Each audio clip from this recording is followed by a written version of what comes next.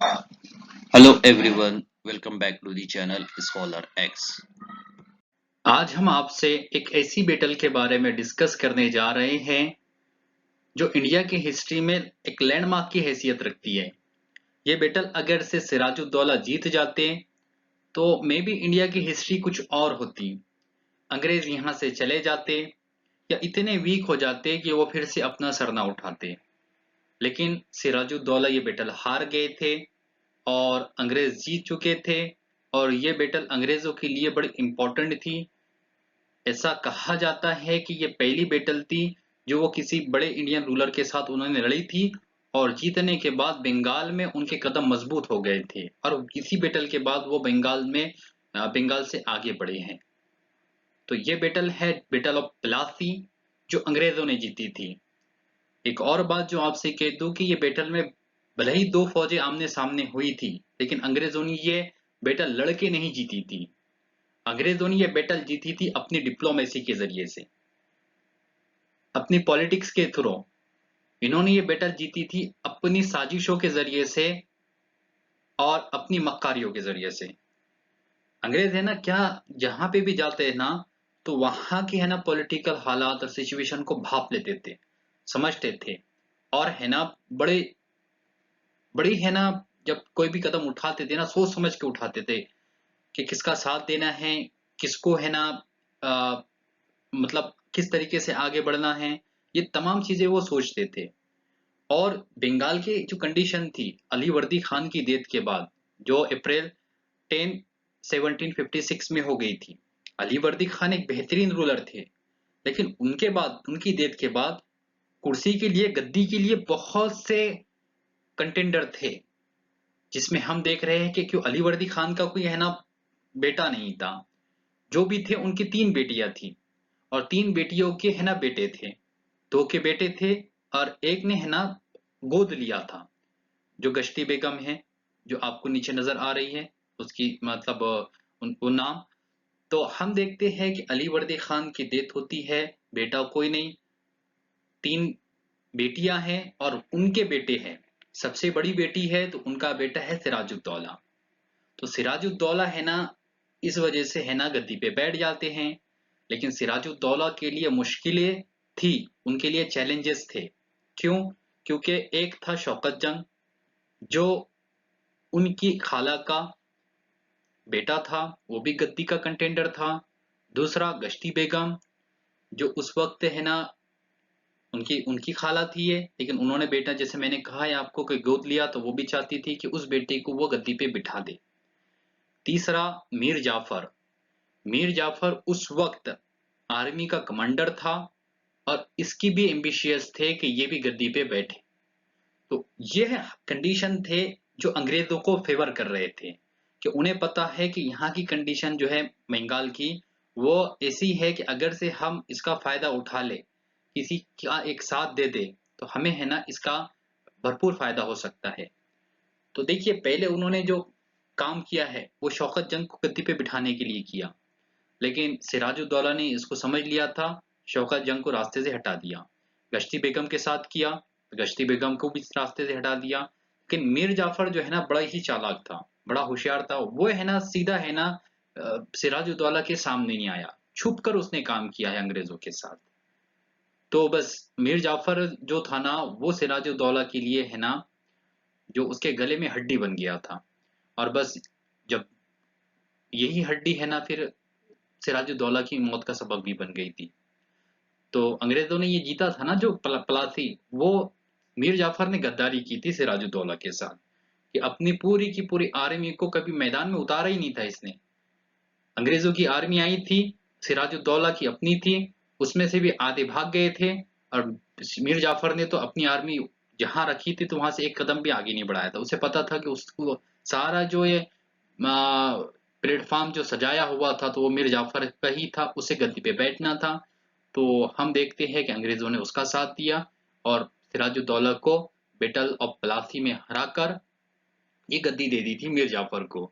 और मीर जाफर को इतना एक्सप्लॉइट किया इन्होंने, इतना बर्डन उस पे डाला था पैसों का, बहुत लूटा था उससे। फिर मीर जाफर को उन्होंने गद्दी से हटा दिया था, मीर कासिम को बिठाया था। तो मीर कासिम फिर अंग्रेजों की गली में हड्डी बन गया था। तो मीर कासिम फिर बैटल ऑफ बक्सर में हारा था। फिर मीर जाफर को उन्होंने बिठाया था। फिर मीर जाफर मर गया था, तो मीर जाफर के बाद उसका बेटा, और उसके बेटा जो छोटा था, उम्र ज्यादा नहीं थी उसकी। तो फिर हम देखते हैं कि मीर जाफर के बाद जो है ना, उसके बेटे को वो नॉमिनल था, बाद में 1772 में उसे भी हटा दिया गया था, और अंग्रेजों ने फिर बंगाल को पूरी तरीके से अपने हाथ में ले लिया था।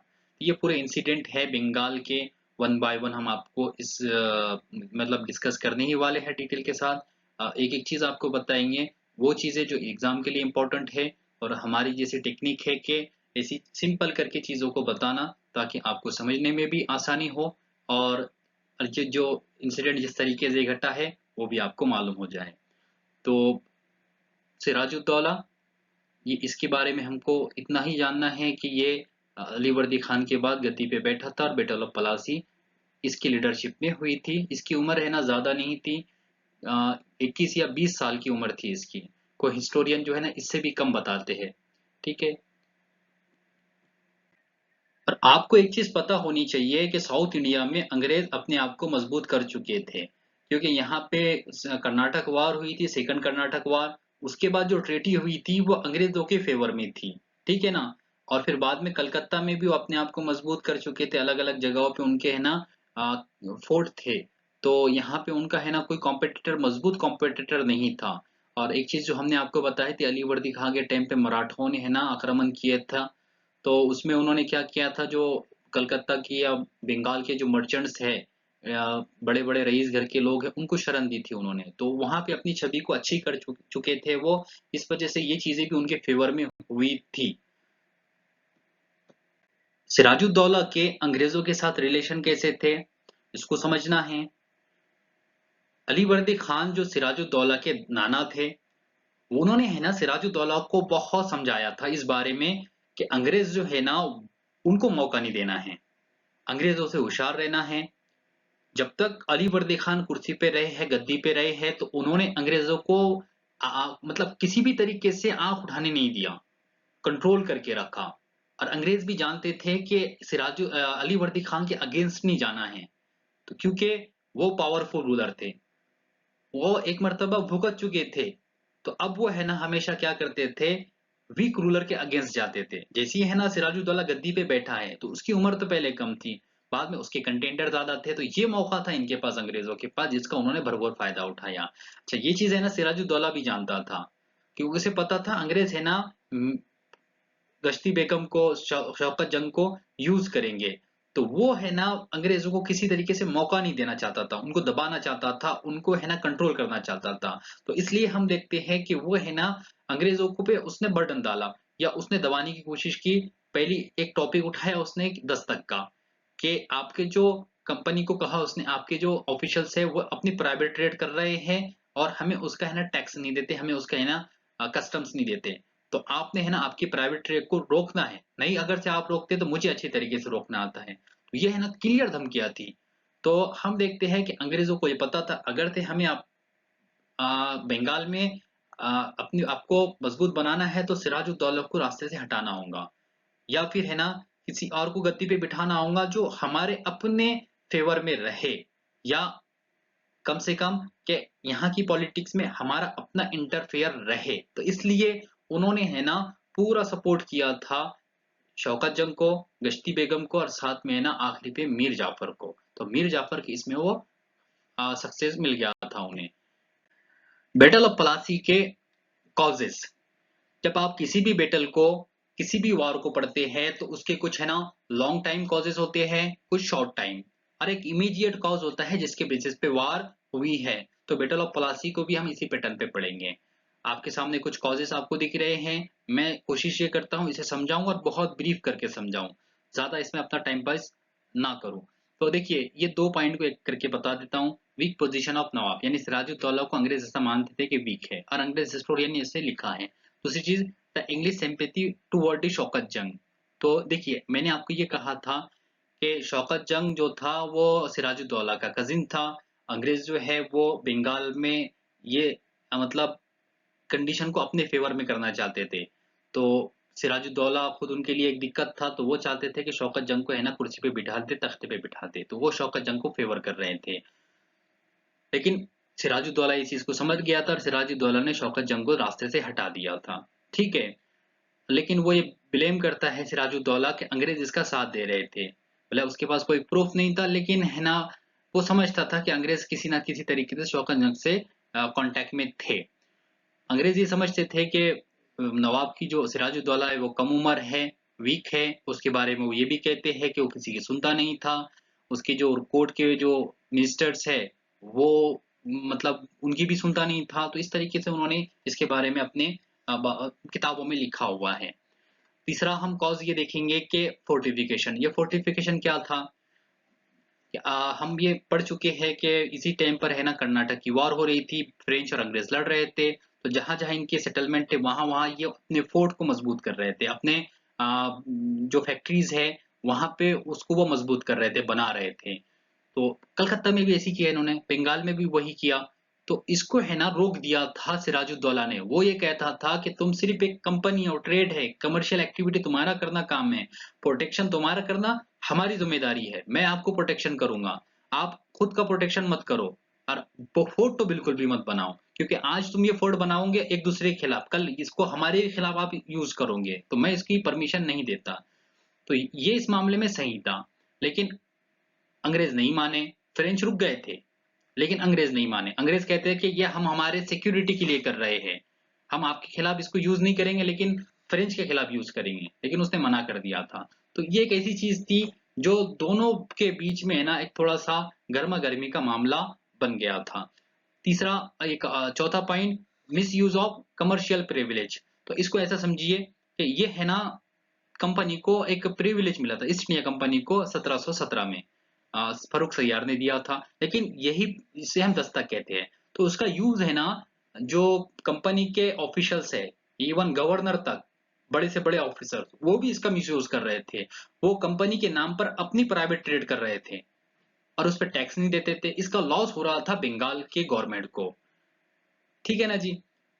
तो इस मामले में है ना बंगाल की गवर्नमेंट ठीक थी। इसको अंग्रेज भी मानते हैं कि सिराजुद्दौला यहाँ तक सही था, क्योंकि कंपनी के ऑफिशियल्स को ये राइट नहीं था कि कंपनी के नाम की जो प्रिविलेज है, दस्तक है, वो मिसयूज कर सके, वो अपने नाम को उसको अपने नाम से ले सके। लेकिन वो कर रहे थे ऐसा, क्योंकि उनका उसका प्रॉफिट था उसमें। क्योंकि कंपनी के जो ऑफिसर इंडिया में आते ही इसलिए थे कि उनको डबल का प्रॉफिट हो। एक ये कि वो एज अ ऑफिसर्स है, दूसरा ये कि वो अपनी प्राइवेट ट्रेड करेंगे यहाँ पर।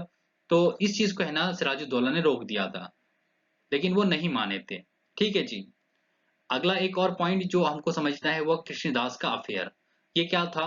कृष्णदास जो है ना वहाँ पे एक मतलब एक अच्छा इन्फ्लुएंशियल बंदा था। उसने है ना करप्शन कर दिया था।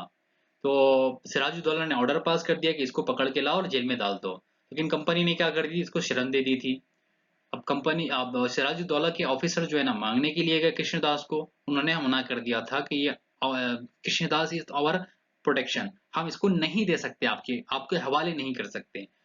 तो सिराजुद्दौला ने फिर कहा कि देखो ये हमारा इंटरनल मामला है, कृष्णदास हमारा अपना भगोड़ा बंदा है, उसने हमारे एडमिनिस्ट्रेशन में करप्शन किया है, वो हमारा क्रिमिनल है, आप उसको है ना आप प्रोटेक्शन नहीं दे सकते, उसको शरण नहीं दे सकते। तो बाद में इन्होंने हवाले ज़रूर कर दिया था, लेकिन एक चीज़ जो हुई थी ना, ये एक कि सिराजुद्दौला को दिख कर आया था कि अंग्रेज़ जो है ना मेरे खिलाफ है ना हर वो बंदे को इस्तेमाल कर रहे हैं जो जो वो कर सकते हैं। सिराजुद्दौला है ना ये सारी चीज़ें जो हो रही थी बंगाल में, तो ये देख रहा था और उसे पता था कि आज अगर से मैं अंग्रेज़ों के खिलाफ कदम नहीं उठाऊँगा तो ये है ना मुझे हल्के में लेंगे और मेरे खिलाफ है ना ये फिर है ना कॉन्स्पिरेसी करते रहेंगे, किसी न किसी को मेरे खिलाफ खड़े कर देंगे, तो मुझे अपनी ताकत को शो करना पड़ेगा। तो इसलिए उसने अपनी फौज जमा करके अटैक कर दिया, पहले कासिम बाजार को जीता और बाद में कलकत्ता को जीता। अब लीडिंग इवेंट था क्या? तो लीडिंग इवेंट ये था ब्लैक हॉल ट्रेजेडी। अब ये क्या चीज थी? सिंपल करके आपको बताता हूँ। एक छोटा सा कमरा था, वो छोटे से कमरे में ऐसा बोला जाता है कि 146 लोगों को सिराजुद्दौला ने कैद कर दिया था, जो प्रिजनर्स ऑफ वार थे। इसमें देखो सिविलियन भी आ गए, इसमें है ना फौज भी आ गए, इसमें उनके ऑफिशियल्स भी आ गए, सबको उसने उसमें भर दिया था। और उसमें के है ना सारे के सारे लोग मर गए थे, सिर्फ 23 बच गए थे। अच्छा, कमरे की साइज क्या थी? कमरे की साइज ऐसी बताई जाती है 14 बाय 14 बाय 22। इतना छोटा कमरा, उसमें है ना इतने लोगों को भर दिए। तो कुछ पानी की प्यास की वजह से मर गए और कुछ जो है ना सफोकेशन की वजह से मर गए। ठीक है, तो ये जो उसकी तस्वीर है ब्लैक होल ट्रेजेडी की, जो पेंट की गई है बाद में। अच्छा, जो ये इंसिडेंट हुआ है, क्या एक्चुअल में ये घटा है? क्या ये फेल्स इंसिडेंट है, गढ़ा गया है? इसके बारे में हमारे इंडियन हिस्टोरियन की क्या अपनी राय है, उनकी क्या अपनी अपना क्या व्यू है, उससे हम डिस्कस कर लेंगे। थोड़े से वक्त में बता देता हूँ। तो हमारे हिस्टोरियन इसको ऐसा मानते हैं कि ये जो इंसिडेंट था फेल्स इंसिडेंट है, ऐसा कुछ घटा ही नहीं है। ये अंग्रेजों ने गढ़ा है ताकि अंग्रेज की military, British east India company की मिलिट्री का जो मोरल हो वो बढ़ जाए और वो बदला लेने के लिए है ना कलकत्ता पे हमला करें। गढ़ा किसने था? हवेल करके, हॉवेल, मिस्टर हॉवेल। ये वो बोलता है कि मैं उस वक्त था वहां पर और ये सारा मैं बच के निकला हूं उसमें से, और उसने जाती जाती ये लिखा है। ठीक है जी, ये बाद में लिखा गया है, बहुत बाद में। तो हमारे स्टूडेंट इसको है ना इस तरीके से काटते हैं। पहली दलील ये देते हैं कि देखो भाई, इतना जो छोटा जो साइज बता रहे हैं कमरे का, उसमें 146 लोग पहले तो आते ही नहीं है, इम्पॉसिबल है कि 22 बाई 24 के कमरे में आप है ना 146 लोगों को डाल दें। इम्पॉसिबल है, ये नहीं हो सकता। दूसरी चीज, ये बहुत सॉलिड प्रूफ ये देते हैं कि भाई देखो, अंग्रेजों की किताब में हमें ये मिलता है। ठीक है, अंग्रेजों की जो बंगाल की जो कॉन्टेम्पररी बुक है जो इस टाइम पे लिखी गई है, उसमें कहीं पे भी हमको ये है ना इवेंट के बारे में कुछ नहीं मिलता। जब इतना बड़ा इवेंट हुआ है जिसे लीडिंग इवेंट कह रहे हैं, तो हमको उस बुकों में तो मिलना चाहिए ना, तो कहीं पे भी नहीं मिलता, सिर्फ अंग्रेजों की बुकों में लिखा हुआ है। तो वो इस चीज को है ना ऐसा मानते हैं कि ये गढ़ा हुआ है, लेकिन इसी को लीडिंग इवेंट माना गया है।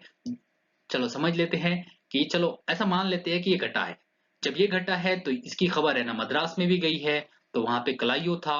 तो कलाइयो ने जब देखा है तो उसने कहा कि अब हमें है ना हमारा कलकत्ता वापस लेना है। तो उसने अपनी फौज तैयार किया। ठीक है जी, यहाँ से फौज तैयार किया। एक फौज उसने है ना वाटसन के थ्रू है ना भेजी और एक को लीड खुद ने किया। ठीक है जी,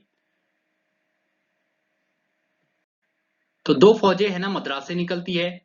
एक को लीड करता है वाटसन जो सी रूट से कलकत्ता पहुंचता है, और एक को कलाइयो खुद लीड करता है और ये है ना बाय लैंड रूट से कलकत्ता पहुंचता है। दोनों कंबाइन होते हैं यहाँ पर और कलकत्ता पे अटैक करके कलकत्ता को रिकैप्चर कर लेते हैं। तो देखिए, कलकत्ता इनके हाथ से गया कब? जून 1756 को। और वापस कब आ गया? जनवरी 1757 को। तो ये इस तरीके से घटा है। अब देखिए, कासिम जो था ना, माफ कीजिए, सिराजुद्दौला जो था ना, सिराजुद्दौला ने फिर से अटैक नहीं किया, बल्कि इसने क्या किया, कलकत्ता में आया और इसने है ना टेबल पे बैठकर अंग्रेजों के साथ ट्रेटी कर ली। ये ट्रेटी का नाम है अलीनगर। अलीनगर क्यों? इसके पीछे एक रीजन है, वो ये कि जिस वक्त फिर कासिम कह रहा हूँ, माफ कीजिए, सिराजुद्दौला ने अलीनगर कलकत्ता जीता था तो उसका नाम अलीनगर रख दिया था, तो इसीलिए इसको ट्रेटी ऑफ अलीनगर कहते हैं। अब देखिए, जो बात बताने जा रहा हूं मैं आपको वो बड़ी इंपॉर्टेंट है। वो ये समझिए इसे, हाँ, बहुत इंपॉर्टेंट चीज है कि सिराजुद्दौला ने ये जो ट्रेटी की है, ये ट्रेटी इसके अपने अगेंस्ट थी। यानी इसने दब के ट्रेटी की है, इतने दब के कि ये बंगाल का नवाब है, ये बंगाल का है ना सूबेदार है, ये बंगाल इसके बंगाल का गवर्नर है, और अंग्रेज इतने पावरफुल नहीं है, इसके बावजूद भी इसने ट्रेटी कर ली, दबके की है। तो इसके पीछे क्या रीजन थी कि सारे शराइत जो सारी कंडीशन थी इसने अंग्रेजों की मान लिया। तो जो हमारे हिस्टोरियन है उसका जो रिप्लाई करते हैं, उसका जवाब देते हैं वो ये कि भाई देखो, ये ट्रेटी के पीछे हम ये रीजंस मान सकते हैं, ये विजन मान सकते हैं सिराजुद्दौला का, कि इधर जो है ना ये रीजन पे अटैक हो रहे थे अहमद शाह अब्दाली के।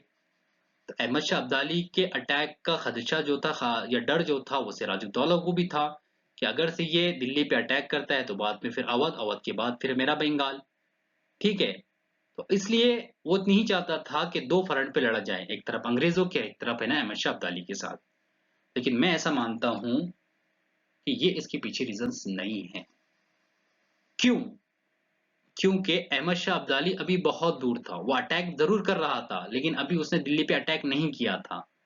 दूसरी चीज, मराठा भी तो थे, तो ये मराठाओं के साथ अलायंस कर सकता था अगर से वो, उसको डर था अहमद शाह अब्दाली का। तो यहाँ पे अवध भी था, और अवध भी है ना अहमद शाह अब्दाली का अच्छा दोस्त नहीं था, तो उनके साथ भी अलायंस कर सकता था।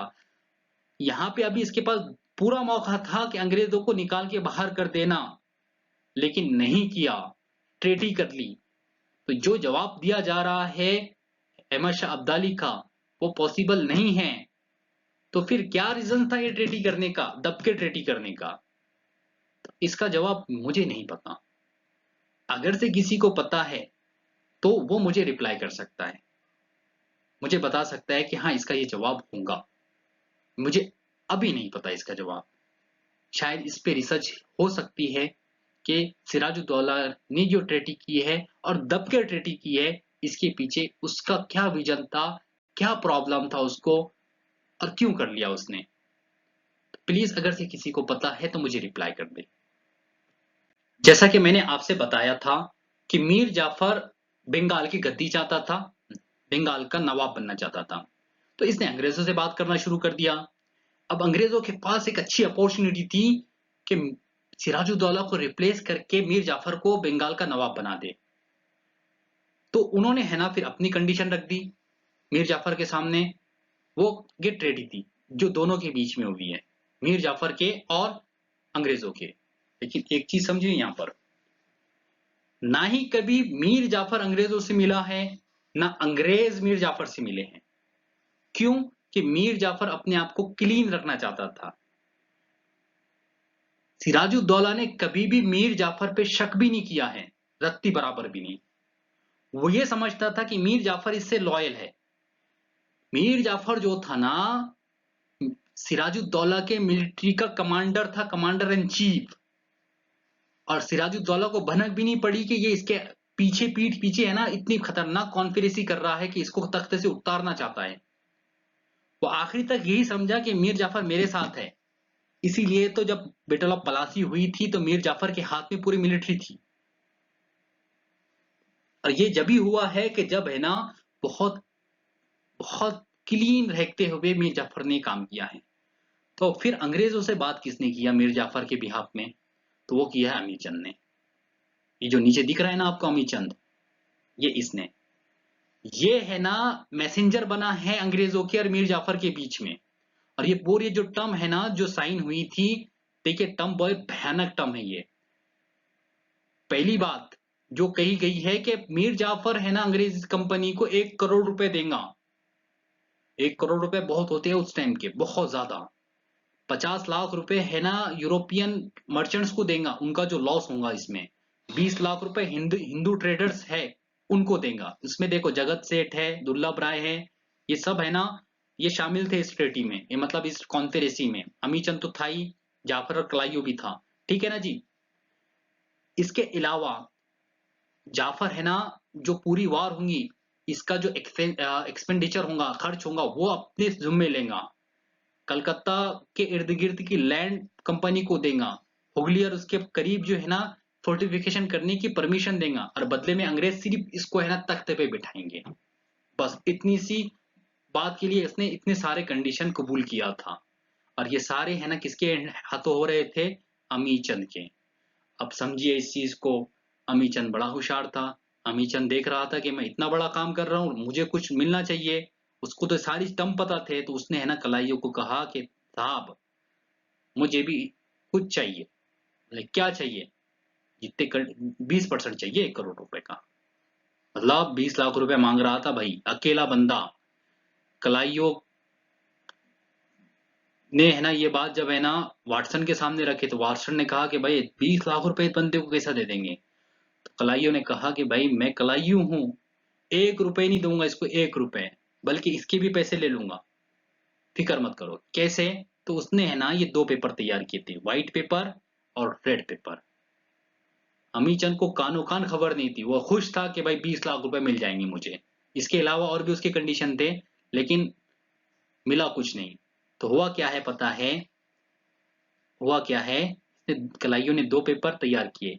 व्हाइट पेपर पे इसने सारी कंडीशन रखा और साथ में उसने क्या किया है, ये भी बताया कि हम है ना अमीचंद को है ना 20 लाख रुपए मतलब है ना उसका 20% दे देंगे। दूसरे पेपर पे उसने है ना कोई भी कंडीशन नहीं रखा था, रेड पेपर पे कुछ भी नहीं रखा था, बस साइन करके दे दिया था। कंडीशन नहीं थे, साइन करके दे दिया था और वो पेपर दे दिया अमीचंद को और एक पेपर रखा था अपने पास। जब ये पूरा कोर्स ऑफ वॉर हुआ था तो अमीचंद जब आया था ना तो अमीचंद को पता चला कि कुछ नहीं लिखा हुआ है। अमीचंद डरा रहा था इसको वार से, मतलब वार से पहले कि अगर से तुम नहीं बोलेंगे तो मैं जाके है ना सिराजुद्दौला को बता दूंगा, तो इसलिए उसने मान लिया था, लेकिन अमीचंद को कुछ ही नहीं मिला था।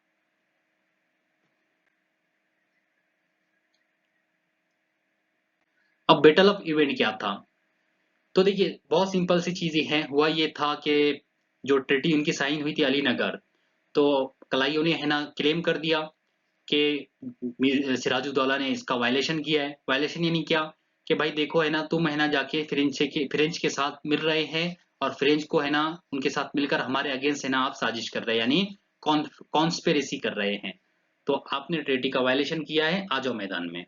तो सिराजुद्दौला ने कहा ठीक है, लड़ना चाहते हैं तो आ जाओ। इसने सिराजुद्दौला ने अपनी मिलिट्री तैयार की और मैदान में आ गया। मैदान में कहाँ के, पलासी के।